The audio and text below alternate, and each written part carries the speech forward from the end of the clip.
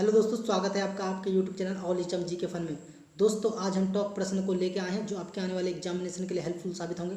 तो इस वीडियो का पूर्ण जरूर देखें और यदि आपको ये वीडियो पसंद आए तो लाइक शेयर जरूर कर दें। और जो हमारे चैनल पर नए हैं वह हमारे चैनल को सब्सक्राइब करके बेल आइकन को प्रेस जरूर कर दें, क्योंकि मैं प्रतिदिन इसी तरह के टॉप प्रश्न को लेकर आता हूँ। तो चलिए दोस्तों, शुरू करते हैं। तो हमारा पहला प्रश्न है, भारत के उपराष्ट्रपति का निर्वाचन होता है।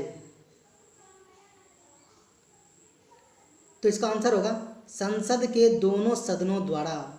अब मैं इससे संबंधित कुछ पॉइंट्स बता दूं कि संविधान के अनुच्छेद 63 के अनुसार भारत का एक उपराष्ट्रपति होगा और भारत का उपराष्ट्रपति राज्यसभा का पदेन सभापति होता है और उपराष्ट्रपति राज्यसभा का सदस्य नहीं होता।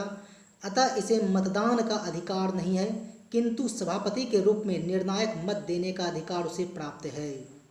और उपराष्ट्रपति को पद और उसकी गोपनीयता की शपथ राष्ट्रपति दिलाता है और उपराष्ट्रपति का कार्यकाल 5 वर्ष का होता है और उपराष्ट्रपति को प्रतिमंथ 4 लाख रुपया मिलता है। और अभी कोरोना वायरस के कारण कैबिनेट मंत्रियों के वेतन में 30% की कटौती की गई है। तो इतनी सारी जानकारी में इस प्रश्न से प्राप्त होती है, तो आप इन सभी को भी याद रख लें क्योंकि प्रश्न किसी से भी आ सकता है। तो चलिए आगे बढ़ते हैं। तो हमारा अगला प्रश्न है, दासबोध के रचनाकार हैं। तो इसका आंसर होगा समर्थ रामदास। अब मैं इससे संबंधित कुछ पॉइंट्स बता दूं कि समर्थ रामदास महाराष्ट्र के संत थे और वे छत्रपति शिवाजी महाराज के गुरु थे। और समर्थ रामदास का मूल नाम नारायण सूर्या जीवंत कुलकर्णी था और इसका जन्म महाराष्ट्र के जालना जिले जाम्ब नामक स्थान पर हुआ था।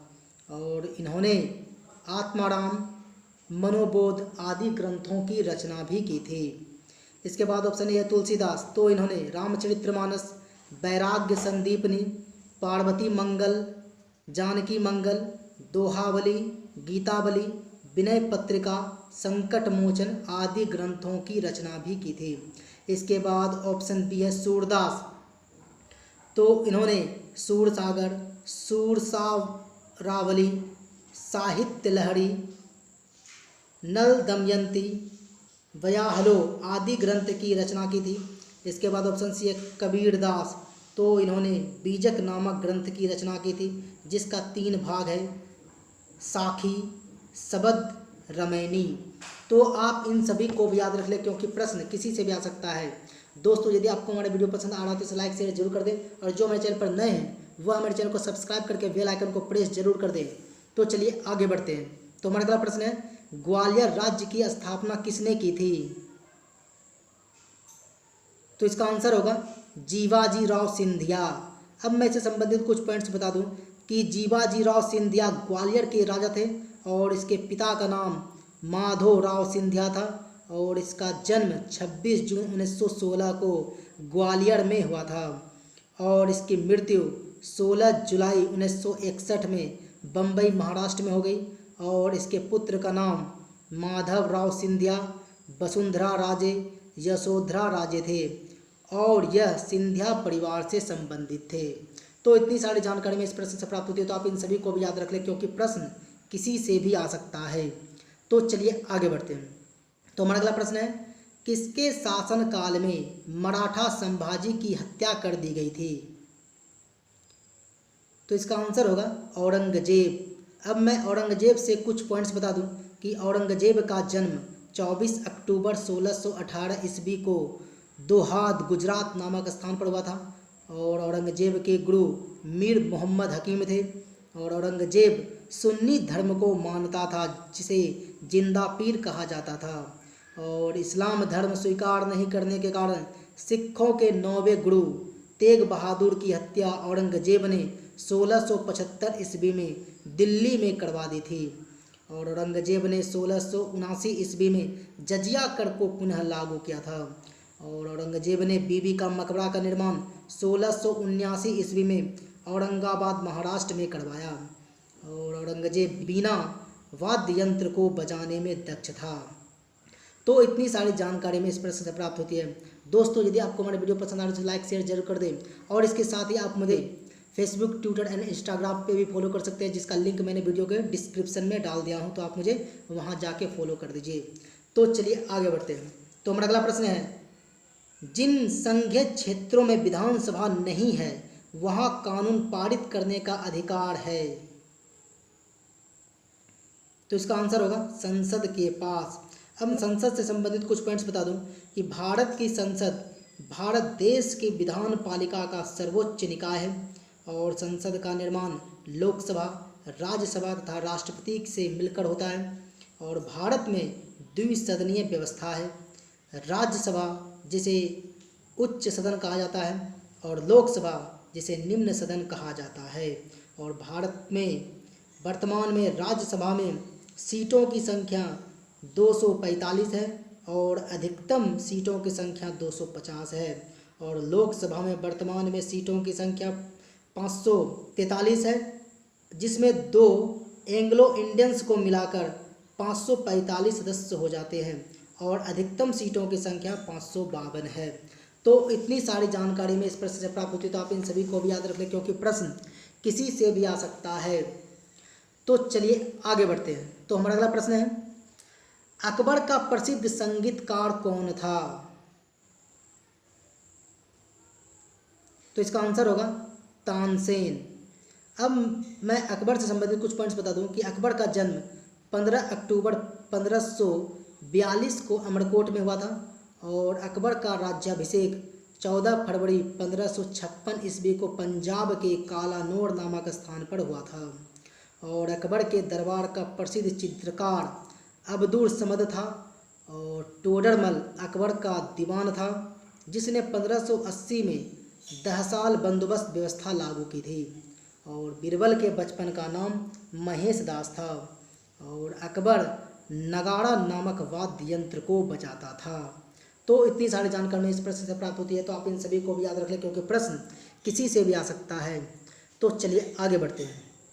तो हमारा अगला प्रश्न है, ब्रह्मपुत्र नदी का उद्गम स्थल कहाँ है? तो इसका आंसर होगा मानसरोवर झील।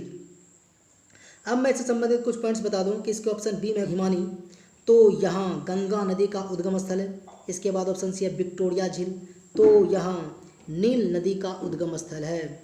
इसके बाद ऑप्शन डी अमरकंटक की पहाड़ियाँ, तो यहाँ सोन नदी का उद्गम स्थल है। तो आप इन सभी को भी याद रख लें क्योंकि प्रश्न किसी से भी आ सकता है। दोस्तों इसी तरह आप यदि लिंक के साथ जीके पढ़ेंगे तो आपकी जीके कम समय में इंप्रूव हो जाएगी और आप कम समय में अधिक जीके जान पाएंगे। तो आप लिंक के साथ जीके जरूर पढ़ें। तो चलिए आगे बढ़ते हैं। तो हमारा अगला प्रश्न है, राष्ट्रीय राजमार्ग संख्या 4 कहाँ से कहाँ तक जाती है? तो इसका आंसर होगा मुंबई से चेन्नई और यह 1415 किलोमीटर तक है। इसके बाद ऑप्शन ए है दिल्ली से पाक सीमा तक, तो यह राष्ट्रीय राजमार्ग संख्या 1 है जिसकी लंबाई 1226 किलोमीटर है। इसके बाद ऑप्शन बी है दिल्ली से कोलकाता, तो यह राष्ट्रीय राजमार्ग संख्या 2 है और इसकी लंबाई 1490 किलोमीटर है। इसके बाद ऑप्शन सी है आगरा से मुंबई, तो यह राष्ट्रीय राजमार्ग संख्या 3 है जिसकी लंबाई 1161 किलोमीटर है। तो आप इन सभी को भी याद रख लें क्योंकि प्रश्न किसी से भी आ सकता है। तो इतनी सारी जानकारी में इस प्रश्न से प्राप्त होती है। तो चलिए आगे बढ़ते हैं। तो हमारा अगला प्रश्न है, अमेरिका द्वितीय विश्व युद्ध में कब प्रवेश किया था? तो इसका आंसर होगा 8 दिसंबर 1941 को। अब मैं इससे संबंधित कुछ पॉइंट्स बता दूं कि द्वितीय विश्व युद्ध की शुरुआत 1 सितंबर 1939 को जर्मनी का पोलैंड पर आक्रमण करने से हुआ और यह युद्ध 6 वर्षों तक लड़ा गया और इसका अंत 2 सितंबर 1945 को हुआ। और द्वितीय विश्व युद्ध के समय इंग्लैंड का प्रधानमंत्री विंस्टन चर्चिल एवं अमेरिका का राष्ट्रपति फ्रैंकलिन डी रूजवेल्ट था। और अमेरिका ने 6 अगस्त 1945 को हिरोशिमा पर लिटिल बॉय यूरेनियम 235 तथा 9 अगस्त 1945 को नागासाकी पर फैटमैन प्लूटोनियम 293 नामक एटम बम गिराया था। तो इतनी सारी जानकारी में इस प्रश्न से प्राप्त होती है। तो आप इन सभी को भी याद रख लें क्योंकि प्रश्न किसी से भी आ सकता है। तो चलिए आगे बढ़ते हैं। तो हमारा अगला प्रश्न है, भारत में नागरिक सेवा का जनक किसे माना जाता है? तो इसका आंसर होगा लॉर्ड कॉर्नवालिस। अब मैं इससे संबंधित कुछ पॉइंट्स बता दूं कि लॉर्ड कॉर्नवालिस के समय में जिले के समस्त अधिकार कलेक्टर के हाथों में दे दिए गए थे और इसने 1793 ईस्वी में अस्थायी बंदोबस्त की पद्धति लागू की थी। और 1793 में इसने कॉर्नवालिस कोड का निर्माण भी करवाया था, जो शक्तियों के पृथकीकरण सिद्धांत पर आधारित था। और इसके ऑप्शन ए में है लॉर्ड विलियम बेंटिक, तो भारत का प्रथम गवर्नर जनरल था और इसने राजा राम मोहन राय के सहयोग से 1829 में सती प्रथा को समाप्त कर दिया था। और इसने 1830 में ठगी प्रथा को भी समाप्त कर दिया। और इसी के समय मैकाले के अनुशंसा पर अंग्रेजी शिक्षा को शिक्षा का माध्यम बनाया गया। इसके बाद ऑप्शन बी है लॉर्ड वेलेस्ली, तो इसने सहायक संधि पद्धति की शुरू की थी। और इसी के समय में टीपू सुल्तान चौथे आंग्ल मैसूर युद्ध 1799 ईस्वी मारा गया और यह स्वयं को बंगाल का शेर भी कहा करता था। इसके बाद ऑप्शन सी है लॉर्ड डलहौजी, तो लॉर्ड डलहौजी को व्यक्तिगत सिद्धांत डॉक्ट्रिन ऑफ लैप्स के लिए याद किया जाता है और 1854 में शिक्षा संबंधी सुधारों के लिए वुड डिस्पैच को लागू किया था। और लॉर्ड डलहौजी को भारत में रेलवे का जनक भी माना जाता है और इसने शिमला को ग्रीष्मकालीन राजधानी भी बनाया था। तो इतनी सारी जानकारी में इस प्रश्न से प्राप्त होती है। दोस्तों आज हम लोगों ने इतने सारे प्रश्नों के विषय में जानकारी प्राप्त की है। दोस्तों यदि आपको हमारा वीडियो पसंद आया तो इस लाइक शेयर जरूर कर दें और इसी तरह के ढेर सारे प्रश्नों की जानकारी प्राप्त करने के लिए आप हमारे चैनल को सब्सक्राइब करके बेल आइकन को प्रेस जरूर कर दें, क्योंकि मैं प्रतिदिन इसी तरह के टॉप प्रश्न को लेकर आता हूं। तो इस वीडियो में फिलहाल इतना ही, मिलते हैं अगले वीडियो में, तब तक के लिए गुड बाय, आपका दिन शुभ हो।